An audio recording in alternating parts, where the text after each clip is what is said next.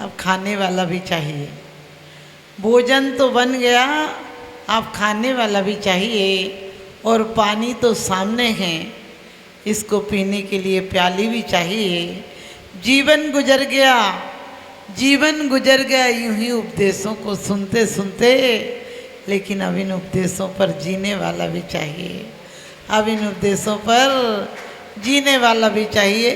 हम बात बहुत अच्छी अच्छी पढ़ लेते हैं, लेकिन बस जीवन में एक सूत्र अपना लेना, जीवन को सूरजमुखी फूल बना देना। क्योंकि सूरजमुखी जिधर सूरज होता है उधर अपना मुख कर लेता है, और भक्त भी सूरजमुखी की तरह होता है, जिधर गुरु होते हैं उधर अपना मुख कर लेता है, अपना रुख कर लेता है। अपने जीवन के ढंग को बोझ समझ कर नहीं।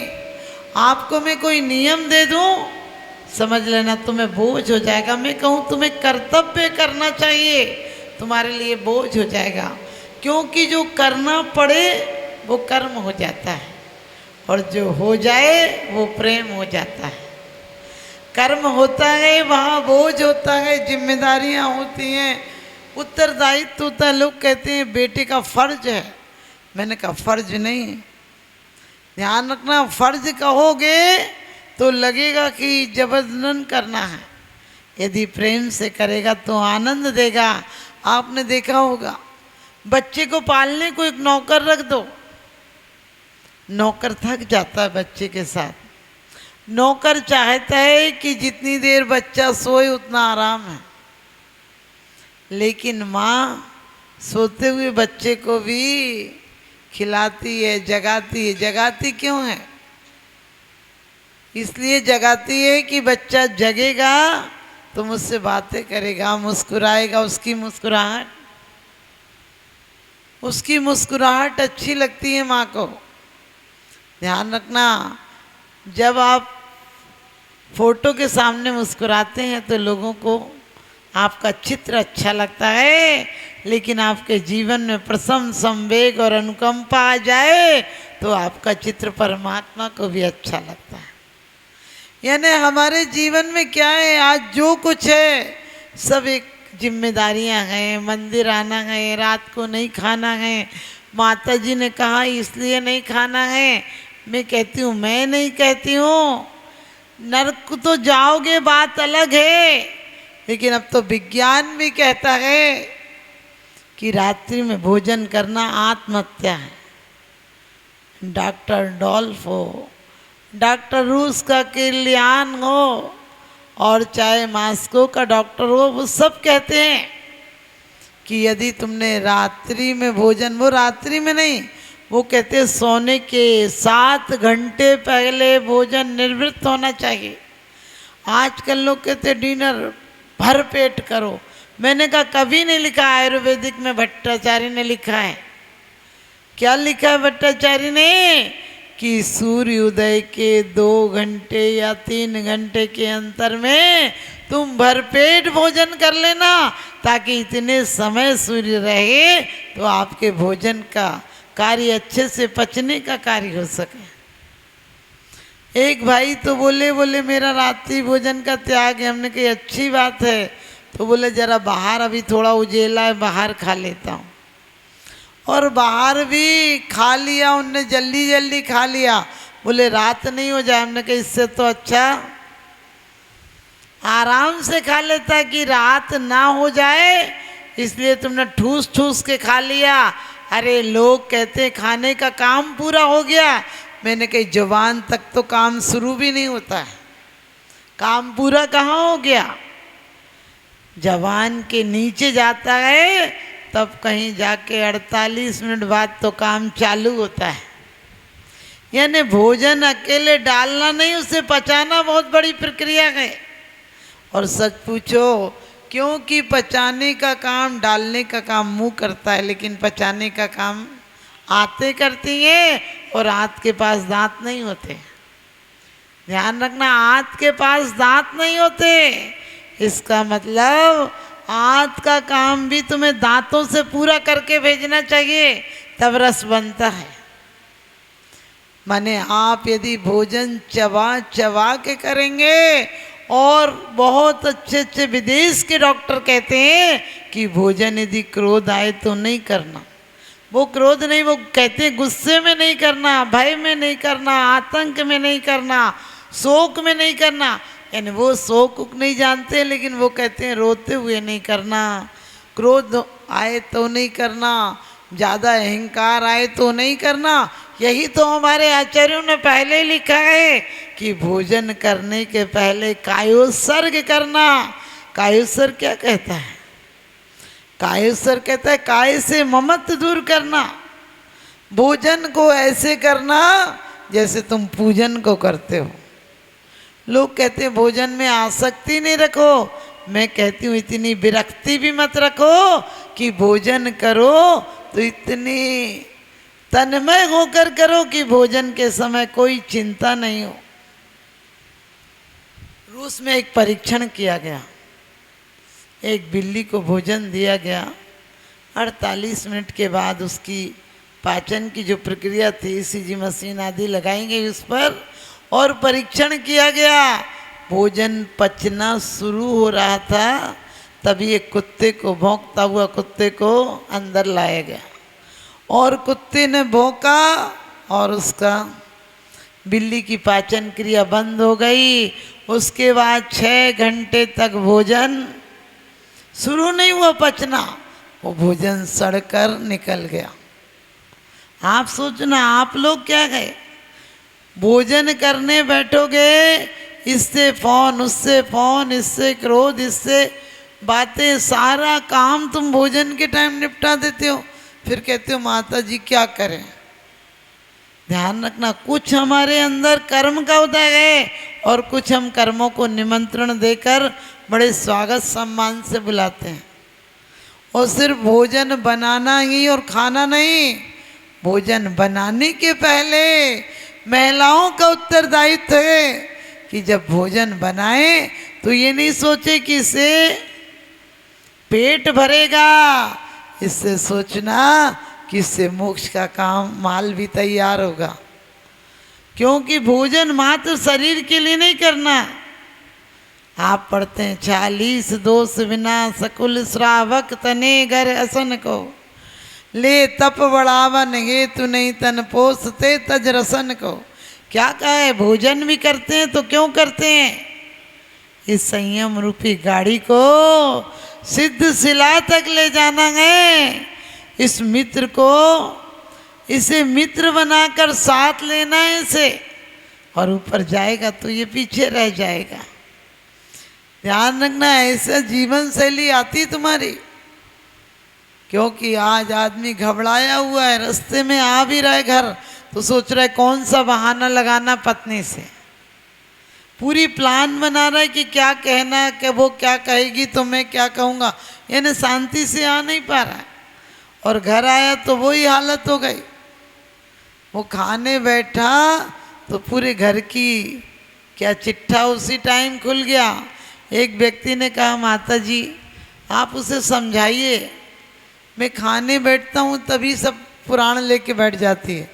मैंने बोला उन्हें शांति से खा लेने दिया करो, तो बोली खाने आते हैं तभी तो सुनते हैं, फिर तो सुनते नहीं। आप समझ गए? आप उन्हें भोजन दे रही हो या टेंशन दे रही हो?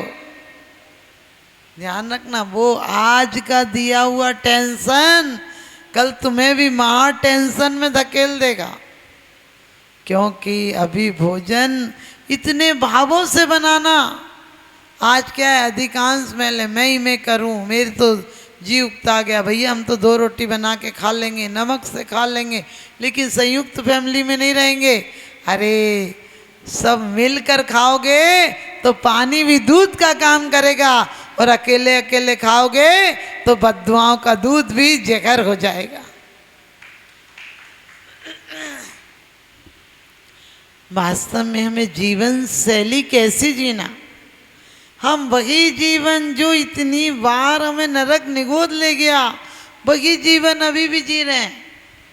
इंसान में विष इस तरह से भर गया है, इंसान में विष इस तरह से भर गया है कि विषधरों का वंश भी अब डर गया है। कल सुनेंगे, कल सुनेंगे। आदमी के काटने से सर्प भी अब मर गया है, आदमी के काटने से सर्प भी अब मर गया है। एक अफसर की पत्नी को सांप ने काट लिया। उसने कहा सर सर मैडम को सांप ने काट लिया। उसने कहा काट लेने दे। उसने कहा जहर चढ़ जाएगा। बोले वो तो जहर भरवाने आया है। समझ गए, वो जहर भरवाने आया है, उसे क्या चढ़ेगा। आदमी इतना जहरीला हो गया। एक अस्पताल पर बोर्ड लिखा हुआ था कि एक आदमी को कुत्ते ने काटा है, कोई खतरा नहीं, इंजेक्शन लगेंगे ठीक हो जाएगा। एक आदमी को सांप ने काटा है, कुछ दिनों में बिल्कुल ठीक हो जाएगा। लेकिन ये तीसरे बोर्ड पर लिखा था एक आदमी को आदमी ने काटा है, बचने की कोई उम्मीद नहीं। सांप को छेड़ो तब काटता है, जब आता है तो पास से काटता है, लेकिन आदमी ये दूर से भी काट खाता है। आदमी दूर से भी काट खाता है। अपने जीवन को कैसे बद से बदतर बना लिया है। मैं हमेशा सोचती हूँ कि ऐसी जिंदगी भोगों का, अभी आप लोगों ने सुनी कि कितने भोगों को वही बार भोगना। कहते हैं अब तक कितनी दे धरी है, कौन हिसाब लगावे, माताओं के नयन शैल पर सागर तनिक दिखावे। कितना हमने जन्म और मरण किया है कि उन माताओं के आंसुओं को इकट्ठा करें तो सागर भी कम पड़ जाए। आप कहोगे हमने इतनी बार जन्म मरण नहीं धारण किया, तो इसी बार हिसाब लगाना। यदि तुमने रोज 6 रोटी भी खाई तो 70 साल में कितनी रोटियां खाई हिसाब लगाना। कितना पानी पिया हिसाब लगाना।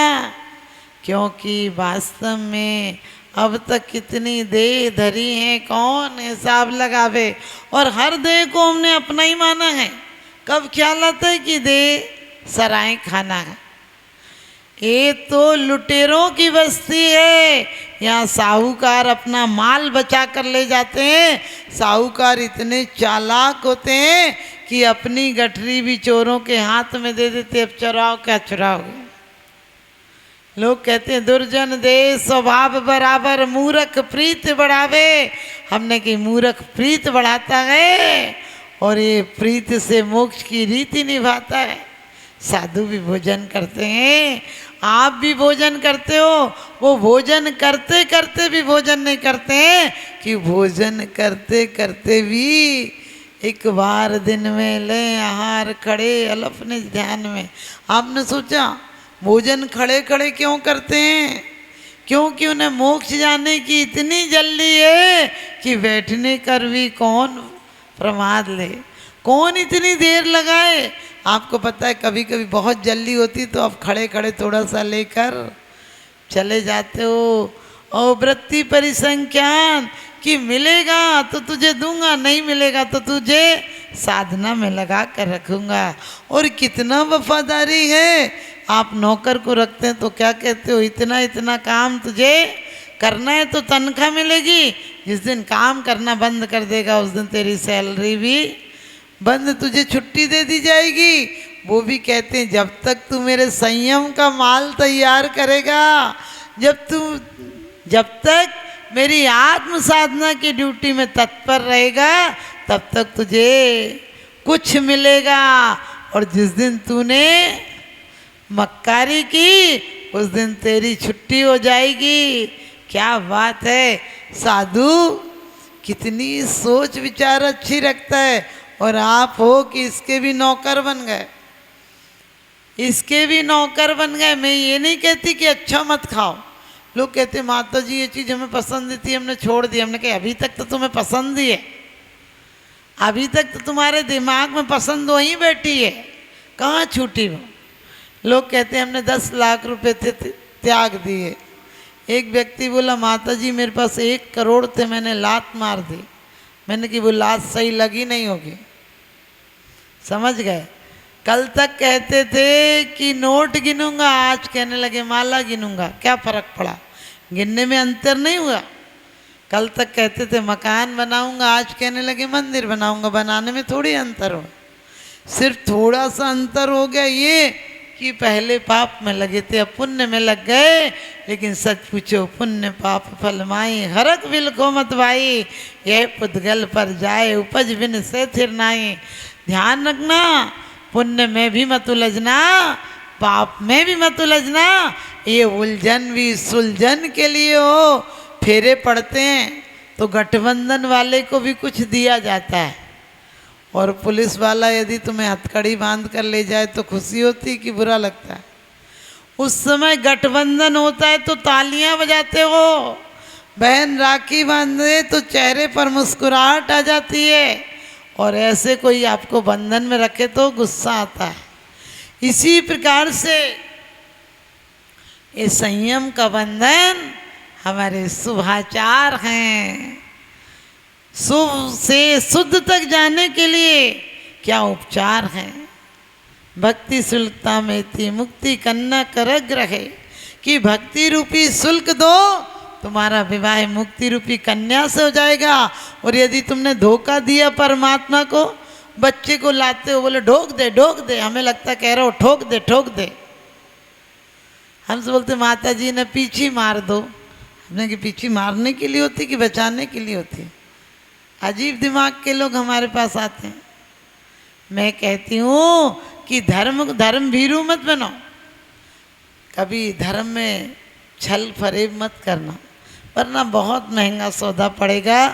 एक जगह जब भी आपको पता है शादी होती है तो हर पक्ष वाले अपने गीत गाते हैं। तो लड़का काला भी होता है तो कहते मेरे बनने की बात ना पूछो, मेरा बनना हरियाला है। वो काना भी हो तो हरियाला दिखता है। तो उस समय बारात आई तो लड़के वाले गा रहे थे कि ये तो चश्मे की बलगारी, जिसने घर बात सुधारी। तो लड़की की तरफ से दुल्हन की सहेलियां गाने लगी, जब चलेगी लाडो प्यारी, तब समझ आए होशियारी। समझ गए? क्योंकि लड़का काना था और लड़की लंगड़ी थी, कि तुम्हारी समझ जब आएगी। इसी प्रकार से ध्यान रखना, तुम्हारा सम्यक दर्शन क्या है? अभी सम्यक दर्शन है नहीं तुम्हारे पास, तुम गीत कितने भी गाओ। और कहते हैं कि श्रद्धा रूपी कन्या भी लंगड़ी है, एक पे लिए हो। परिवार वालों पर तुम्हें विश्वास है, लेकिन धर्म की बातों पर तुम्हें विश्वास नहीं है। डॉक्टर को खून भी दे आते हो और पैसा भी दे आते हो, और जो कहे सो उसकी मान के आते हो। परमात्मा के दरबार में झूठे हाथ जोड़ कर जाते हो, खाली चले आते हो। मैं कहती हूँ कि वास्तव में ज्ञान रूपी लड़के की दोनों नेत्र, निश्चय और व्यवहार दोनों नेत्र होना चाहिए, तो श्रद्धा के भी दोनों पैर होना चाहिए। लोक व्यवहार भी हो और अध्यात्म भी हो, तो तुम्हारे वास्तव में मुक्ति रूपी कन्या से विवाह हो जाएगा। अब ये 4 दिन के घरगुलों को तुम अपना घर बना लेते हो। ये सराय खाने, आप कहोगे सराय खाने, हमारा तो घर है। हमने कही तुम्हारे बाबा रहते थे, वो भी मेरा घर करते करते चले गए। फिर तुम्हारे बाप थे, वो भी चले गए। अब तुम भी आज नहीं तो 10, 20, 50 साल में जाओगे, फिर तुम्हारे लड़के अपना करेंगे। अरे सब अपने बच्चों की चिंता करते हैं, तुम्हारी कौन चिंता करता है? जब तुम मर तक जाते हो तब भी लोग ये नहीं कहते बेचारा बुढ़ा कहाँ गया होगा, तब भी कहते हैं हमारा क्या होगा। हमने कि तुम्हारी चिंता करते करते तुम मर गया, तुम्हारी चिंता करते करते तो बेचारा नरक में चला गया। तुम्हारे कार्ड पर लिखने से थोड़ी ना बुकिंग होती है, अब तो वैसे भी वेटिंग खत्म हो गई। ध्यान रखना, मैं कहती हूँ कि उस सफ़र के लिए भी कुछ कर लो जहाँ ना टिकट ना रिजर्वेशन होता है। तो धर्म की बात मानो या नहीं मानो, रात्रि भोजन के मामले में शान मत समझना, ये तुम्हारे आत्महत्या है। क्योंकि जब बच्चा सोता है तो आपने देखा बच्चे का सीना पंप करता है, सांस लेता है तो जब आप लोग रात्रि भोजन करके या चिंता में दिन भर भी भोजन करो और चिंता में रहते हो तो आप सोते हो तो क्या होता है, आप श्वास लेते हो तो पेट पंप करता है। इसका मतलब पेट सारी ऊर्जा सारी शक्ति जो मस्तिष्क में पहुंचाना था, जो आपको सुख का शांति का संचार कराती, आपको जीवन ऊर्जा देती, वो सारी शक्ति आपने भोजन में पचाने में लगा दी। अब सुबह कैसे स्वस्थ उठोगे, कैसे आपका धर्म में मन लगेगा?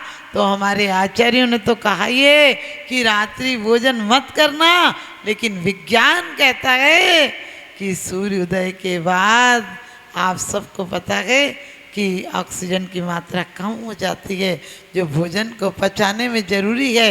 मैंने आपसे कहा था सूरजमुखी बनना, तो सूरज हो, चाहे इंसान का जीवन हो, चाहे फूल हो, चाहे प्रकृति हो, सब सूर्यास्त के बाद विश्राम पर पहुंच जाती हो। तुम कैसे हो कि विश्राम के काल में भी काम देते हो? तो ध्यान रखना, इसलिए आपको जब जीवन की शैली आ जाएगी तो यही जीवन मंदिर बन जाएगा। अभी मरघट बना रखा है, लोग बस जी रहे हैं, बोझ है, जिंदगी बोझ है। हमने धर्म को भी धर्म बीरू बना दे, धर्म में भयभीत हैं। बच्चे को कहते धर्म नहीं करेगा तो नरक जाएगा। हमने कहा क्यों सिखाते हो? अरे सकारात्मक सोच सिखाओ कि धर्म करेगा तो स्वर्ग जाएगा। क्यों सिखाते हो ये मत कर, ये मत कर, ये मत कर, ये मत कर? तुम सारी निषेध बातें क्यों सिखाते हो? विधेय बातें भी सिखाया करो। जीवन में हमेशा निराशा से मत जियो, परम आशा से जियो। परम आशा है मुक्ति की अभिलाषा से जियो। इन्हीं सब बातों से के साथ में अपनी वाणी को विराम देती हूँ। किसी की 100 बरस की ज़िंदगी से कुछ नहीं होता, किसी की 2 बरस की ज़िंदगी 100 काम करती है, किसी की 2 बरस की ज़िंदगी 100 काम करती है। आप लोग भी भोगों को क्या भोगा हमने, भोग हमें भुगताए गए। तू तो तृष्णा भई न बूढ़ी, हमें बुढ़ापा आ गया।